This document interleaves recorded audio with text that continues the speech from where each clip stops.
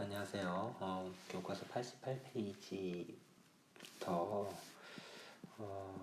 진행이 됩니다. 88페이지부터 90페이지까지 이 부분이고요. 새로운 3단원 국제관계의 변화와 지배층의 재편인데 일단 유목민족에 대해서 얘기가 나올 거예요. 그래서 여러분들이 지금 오늘 볼 것은 몇몇 유목민족들에 대해서 기존에 나오지 않았던 애들에 대해서 언급이 될 겁니다.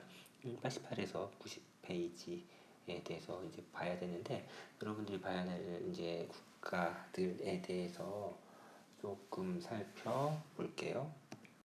네, 계속하죠. 그래서 일단 알아둬야 될 것이 이제 당나라, 그죠? 여러분들이 이제 지난 수업과 당나라까지 봤는데 당나라 망해요. 당나라 망하고 5개의 국가가 화북 지역에 차례로 등장하는데 그것을 이제 5개의 큰 국가, 그 5대라고 하고요.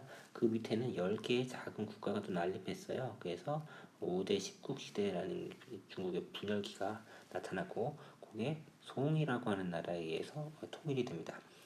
바로 이 시기에 유목민족들이 성장하게 됩니다. 그래서 여러분들이 볼 거는 요 시기에 유목국가들이 어떤 애들이 있었냐를 볼 건데 첫 번째로 볼 거는 이제 북쪽에 있는 이제 거란족 애들, 그다음에 여진족 애들이 있어요.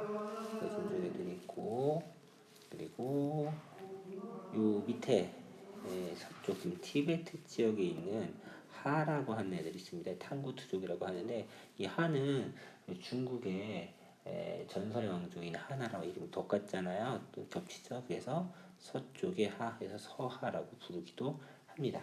자, 얘네들의 특징에 대해서 여러분들이 공부를 하면 되겠습니다. 지금부터 여러분들 한번 책을 보시고 수업이랑 똑같이 이 부분에 대해서 한번 직접 해보시고 한 20분 30분이면 할 수 있을 겁니다. 하고 잠깐 멈췄다가 다시 시작하도록 하겠습니다. 지금부터는 교과서를 가지고 직접 수업 시간과 동일하게 진행을 해 보세요. 자, 그러면은 봤죠? 선생님 수업 시간에랑 동일하게 설명을 하도록 하겠습니다. 조금 반을 키워서 진행을 해보죠. 자, 당나라가 망해요. 이 당이라고 하는 나라가 망하는데 이 당나라가 망하게 되는 원인이 있겠죠. 기본적으로 하나 알아둬야 될 것은 이제 황소, 사람 이름이 황소예요. 황소의 난이라고 하는 반란에 의해서 당나라가 크게 약화가 되는데 이 황소라는 애는 어떤 애냐면은 당나라는 지방의 외부 지방을 책임지는 군사 책임자 같은 애들이 있었어요. 걔네들이 이제 절도사라고 불리는 애들입니다. 이 절도사예요. 이 절도사들이 크게 성장해서 황제 말을 잘 듣지 않아요. 그러면서 지방에 대한 지배력이 약화된 거죠. 이게 이제 당나라가 망하게 되는 원인이 되었다라고 이제 평가를 우리가 하고 있는 겁니다. 그래서 요것에 의해서 당나라가 약화되고 결국 이 절도사들의 반란으로 당나라가 쪼개지게 됩니다. 자, 그래서 그 쪼개진 상태를 우리가 뭐라고 부르냐면은 5대 10국이라고 불러요. 5대 10국 시대가 열리는데 이건 잘 몰라도 상관이 없습니다. 5대 10국이 뭡니까? 잘 몰라도 큰 문제가 생기지 않는다고요. 자, 이 5대 10국 시기에서 당나라가 그 강력한 중국의 왕조가 얘가 없기 때문에 이제 주변의 유목민족들이 크게 성장할 수 있는 발판이 마련이 됐다라고 볼 수가 있습니다. 자, 그리고 이 5대 10국 시대가 되면 먹고 살기 힘들겠죠. 그렇죠? 그래서 살기 좋은 땅으로 사람들이 이동해 가기 시작했어요. 그래서 이 주변 지역으로 사람들이 주변적으로 이렇게 막 퍼졌겠죠. 그렇죠? 사람들이 이렇게 주변적으로 막 퍼져 나갔을 거예요. 여기 힘드니까 이 지역은 살기 힘드니까 외부로 나가요. 사람들이 외부로 나갈 때는 사람만 꼴랑 나가는 게 아니라 그 사람의 생활 습관, 문화라는 게 같이 나가죠. 그렇죠? 그래서 이들이 나가면서 선진물이 중국의 앞선 선진 문화와 제도, 기술 이런 것들이죠. 이런 것들이 외부로 전파되는 어떤 그런 모습을 보여주게 됩니다. 때문에 주변의 유목민족이라든지 아니면은 중국과 조금 거리가 있는 지역, 영향을 주고받는 지역의 문화 발전에 기여를 하게 되었다라고 보는 것이죠. 자, 그런 측면이 하나가 있고요. 그런 측면이 하나가 있고 또 하나는 또 하나는 뭐가 있냐면요. 이 자연환경, 기후의 변화라는 게 생겨요. 이때는 기후의 변화가 생기는데, 원래 유목족 같은 경우는 상당히 더 북쪽에 이제 존재하고 있었습니다. 상당히 북쪽에 존재하고 있었는데, 이 북쪽 쪽에 원래 여기 살던 애들이 있었죠. 몽골족 애들이라든지, 아니면은 뭐 거란족 애들, 그다음에 뭐 여진족 애들, 이런 애들 이제 북쪽 지역에 풀밭에서 말 키우고 사는 거죠. 근데 여기 기온이 떨어지기 시작해요. 기온이 떨어지니까 원래 살던 이 동네가 너무 추워가지고 목축하기도 힘든 거죠. 그래서 남쪽으로 내려와요. 남쪽 자꾸 내려옵니다. 자, 그래서 이 지역에 나타난 전반적인 기온의 하락이라고 하는 자연 환경의 변화가 이들을 남쪽으로 내려오게 만들었어요. 그래서 이 유목민족들이 남하하게 되었다라고 볼 수가 있습니다. 자, 그럼 이 남한 유목민족은 이 선진 문물을 받아들여서, 그렇죠? 이 선진 문물을 보다 더 쉽게 받아들여서 국가를 키울 수 있게 되었죠.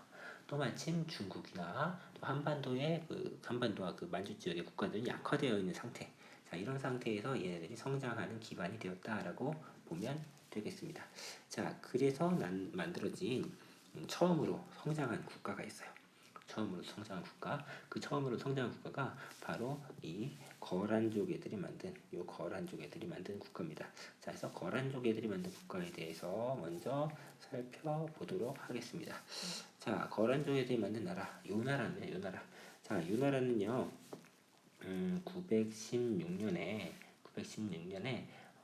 거란 원래 여러 부족으로 쪼개져 흩어져 살았는데 이 야율라복이라는 애가 이름이 어렵죠, 그쵸? 야율아복이라고 하는 애가 이 거란 민족을 통일해서 나라를 만들었어요. 그래서 그 나라 이름을 요라고 만들었습니다. 그래서 요라는 나라를 만들어 버렸어요. 자, 그리고 이 요나라가 힘이 세서 동쪽으로 진출해서 당시에 발해를 멸망시킵니다. 926년에, 그렇죠? 만든 지 10년 만에 발해라는 큰 나라를 멸망시킵니다. 자, 그리고 발해 멸망으로부터 다시 10년 뒤에는 당시 분열되어 있었던 중국에 쳐들어가서 중국 지금의 베이징 지역이에요. 베이징 지역, 북경 지역 그 일대의 땅을 뺏어 버려요. 사실상 이제 군대를 빌려주고 선물로 받아낸 성격이긴 한데, 자, 아무튼 그래서 그 북쪽 지역을 내려오는데 이 북쪽 지역이 만리장성 남쪽이에요. 그래서 중국의 입장에서는 유목민족을 막아내기 위한 아주 중요한 전략적 요충지이고 경제적으로 발전한 지역입니다. 그래서 936년에 연도는 외울 필요는 없습니다. 그 땅을 받아내는데 그 땅을 우리가 연운 16주라고 불러요. 교과서에 아마 지도가 있는데 대략 위치는 여러분들이 알아둬야 됩니다. 좀 중요한 겁니다. 그래서 연운 16주를 획득을 하면서 여기서 나오는 경제력과 군사적인 거점, 위치 이런 것들을 이용해서 꾸준히 중국의 왕조를 압박하는 모습을 보여주게 됩니다. 자, 이 요나라는 이후에 보통 이렇게 중국 땅으로 들어온 유목민족 국가는 중국화되죠. 안화 정책해서 위진남부족지대에 배웠죠. 그렇게 되는데 얘네들은 그렇게 되질 않아요. 얘네들은 어떤 정책을 피냐면은 우리는 우리대로 살겠다. 우리 고유의 것들을 지키겠다라는 습성을 보여줍니다. 자, 그래서 얘네들에서 좀 알아둬야 할 것. 첫 번째, 얘네들은 거란만의 고유한 문화, 관습, 그쵸? 문화나 관습이나 그놈이네요. 이것을 그대로 유지하기 위해서 노력을 합니다. 자, 그리고 그런 것을 유지하기 위해서는 자기만의 언어, 자기만의 문자가 필요하죠. 그래서 한자를 응용해서 거란 문자를 만들어서 자기만의 문자 생활을 합니다. 두 번째, 우리는 유목민족이고 너네들은 농경민족이다. 이런 생각을 갖고 있기 때문에 유목민족은 유목민족대로의 삶이 있고 농경민족은 농경민족의 삶이 있어요. 그래서 이원적 지배체제를 만듭니다. 이원적이라는 것은 두 가지라는 거예요. 이원적 지배체제를 만듭니다. 자, 이 거란, 요 나라의 이원적 지배체제를 우리가 뭐라 부르냐면은 남면관, 북면관제라고 부릅니다. 외우셔야 됩니다.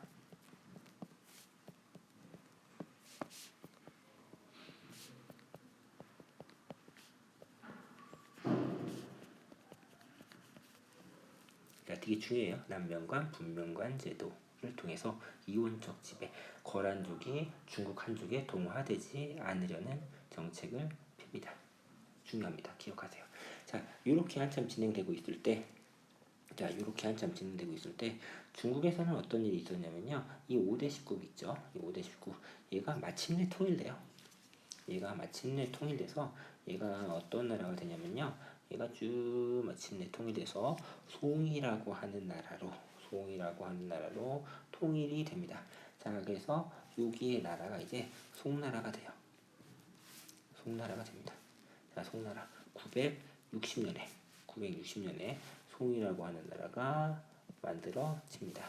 자, 송나라 만든 사람 이름 조씨예요. 조광윤. 혹시 이름을 물어보진 않지만 기억하면은 뭐 필요할 수도 있겠죠. 조광윤이라는 사람에 의해서 중국 전체가 통일이 되는데 문제는 이 나라가 이 연운 16주를 갖고 있잖아요. 그죠? 전략적으로 아주 유용한 땅이에요. 이 땅에서 꾸준히 송나라 쳐들어와요. 계속 쳐들어옵니다. 그래서 송나라에서 이 요나라와의 전쟁을 두려워했기 때문에 굴욕적인 그 맹약을 맺어요. 그래서 매년 막대한 양의 은을 갖다 줍니다. 사실 요나라는 송나라와 싸워서 이길 수 있을까? 살짝 반신반의하고 있었는데 송나라가 너무 전쟁을 하기 싫어해 무서워해서 쫄아가 지레 겁먹어서 굴욕적인 약속을 하게 되는데 그래서 이 송나라와 요나라와의 이 약속을 우리가 전연의 맹약이라고 부르는데요. 아이고 잠깐만요. 약속을 전연의 맹약이라고 부릅니다. 예, 내용은요. 두 나라가 형제 관계를 맺는다라는 거예요. 두 나라는 형제 관계를 맺는다. 형은 송나라예요. 송나라고 동생이 이제 요나라인데 문제는 이 송나라에서 요나라에게 막대한 양의 은을 갖다 바칩니다. 형이 동생한테 삥을 뜯기는 관계다라고 볼 수도 있겠네요. 자, 이래서 이후에 꾸준히 계속 요나라는 송나라를 압박한다. 자, 송의 입장에서 보면은 힘이 약한 송나라가 유목민족한테 맨날 갖다 바친다. 이게 이 당시의 특징이라고 볼 수가 있겠습니다. 자, 두 번째요. 자, 그 다음에 이렇게 5대 19기 있을 때 북쪽에는 요 거란 애들이 있었다고 했죠. 근데 요 서쪽에 당나라와 관련해서 서쪽에 배웠던 나라가 기억날려나 모르겠어요. 당나라와 관련해서 서쪽에 배웠던 나라가 토번이라는 나라가 있었죠. 그쵸? 이 토번이라는 나라가 10세기경에 쇠퇴해버려요. 약화되고 이 토번을 대신해서 이 동네 등장한 나라가 이제 하라는 나라입니다. 당구투족이라고 하고요. 근데 이 하나라가 서쪽에 있는 나라라고 해서 서하라고 부르기도 합니다. 자, 얘가 등장합니다. 자, 얘는 이제 뭐 당구투족이다. 선생님 또 당구투족은 뭡니까? 몰라도 상관은 없을 것 같아요, 사실상. 이 동네에 있었던 애, 티베트 근처 인근에 있었던 애들이에요. 자, 그리고요, 얘네들 위치상 당나라에서 토본으로 가는 이 길이 비단길이죠, 그렇죠?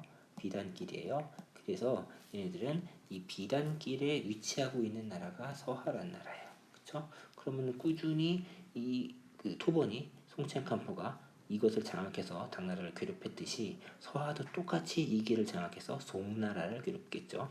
얘도 꾸준히 그런 일을 합니다.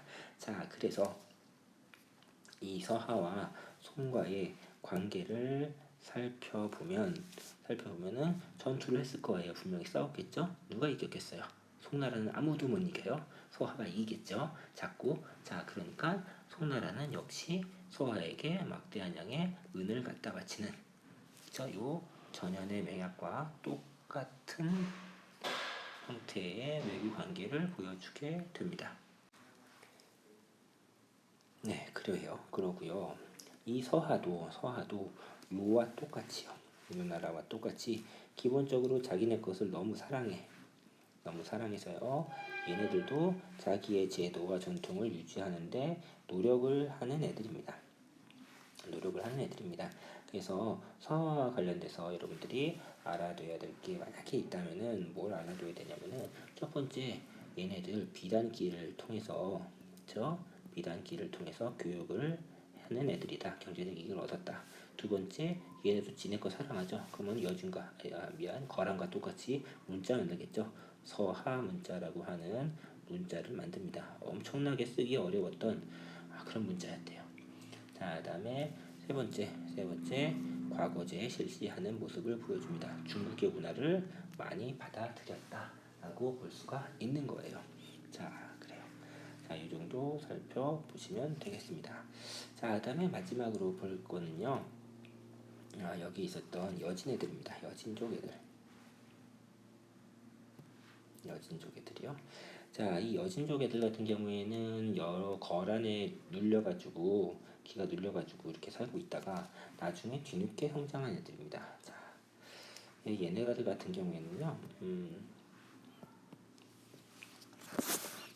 1115년에 12세기경에 등장을 합니다. 12세기경에 얘네들이 등장을 하게 되는데,